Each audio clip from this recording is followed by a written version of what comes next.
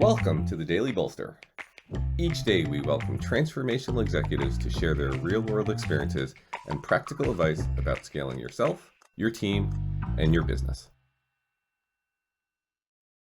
Welcome to the Daily Bolster. I'm Matt Blumberg, co-founder and CEO of Bolster, and I'm here today with Russell Benaroya. Russell is a startup founder himself and a serial entrepreneur. He is now also a coach. He is an author. He wrote an amazing book called One Life to Lead, which I have never far from me because there's some fantastic things in it. I think the subtitle is Business Success Through Better Life Design, which is the subtitle on its own is very thoughtful and thought-provoking. So Russell, thank you for being with me today. Oh, Matt, thank you so much. So fun to be here. And thanks for doing the book flash. That was awesome. Yeah. Look, you talk a lot in your book and in your speaking about leadership. It's something, I'm certainly obsessed with. Any founder and CEO is going to be obsessed with.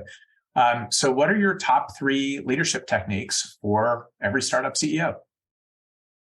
Great question. The journey of startup CEO is so full of roller coaster ups and downs and mind benders. I want to share 3 techniques primarily around self-management of those ups and downs. So the first one is that you choose your belief bubbles. You choose your belief bubbles. What I mean by that is when we ground our stories, the stories that we manifest in our head with facts, we can realize that there are so many different stories associated with a fairly finite set of information that doesn't have meaning until we apply meaning to it. So for example, if you lost that deal, you hired that wrong employee, you nailed that deal, or you launched a new product that didn't quite get the traction you were looking for, we tend to spin up a story in our head about what that means about us, the business, our future.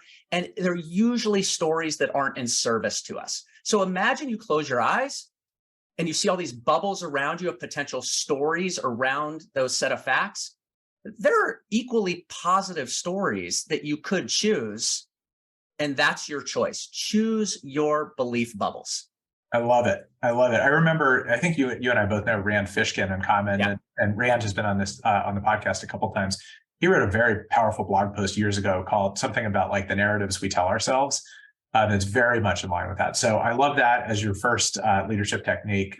Be mindful of the bubbles. What's number 2? Number 2 is realize that it's a get to. Realize that it's a get to. So 11 years ago or so, I was in the Techstars program, and I was sitting in our managing director's office, and I had a situation happen to me that was very scary for me and very unfavorable from a business standpoint. And I'm lamenting, and I remember I'm getting emotional with my managing director, and he looks at me and he says, "Russell, it's a get to." I said, what do you mean it's a get to? You get to do this. You get to go through this. You get to experience this pain. You will not die as a result of this. Very few people get to go through this circumstance. So you have a choice. You can either look at it as I get to do this, or you can cower in fear. And reminding myself of the power of a get to was so effective in traversing what otherwise often feels like a tremendous number of obstacles for startup entrepreneurs. And when we transcend that message to our teammates, then we can really build a culture that is all about embracing those sucky moments and appreciating the get to before us. I love that. Like the difference between a have to and a get to is huge. Totally. All right. And what's number 3? Okay, the last one is a little less around mind trick activity. So first 2 are definitely mind management for leadership, which I think is critical. The third is a little bit more tactical or practical, and that is build your company on a foundation of principles, and reduce the emotion. What I mean by that is it's not enough to just have some values that we put on a wall. Principles embed the behavior of you and your teammates into the culture of the organization for not only how you interact with each other, but also how you interact in the marketplace. Let me give you some examples.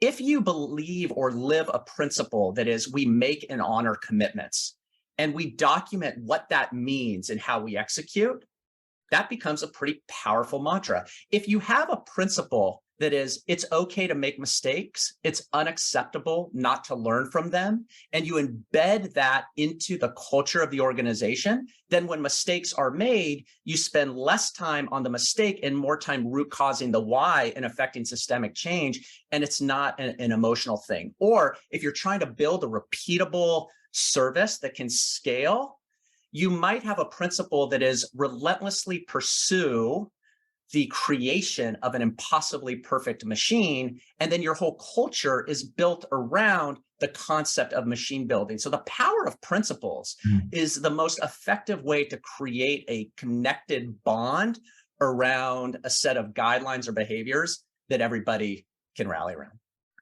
I love that last one. I think it's the ad I would have, or the build I would have, is it's also about the articulation or the visualization of it, which maybe puts it back into the realm of the mind a little bit. So yeah. Anyway, fantastic. 3 great leadership techniques for CEOs. Russell Benaroya, thank you so much for being here. Thanks, Matt. Have a great day. Thanks, everybody.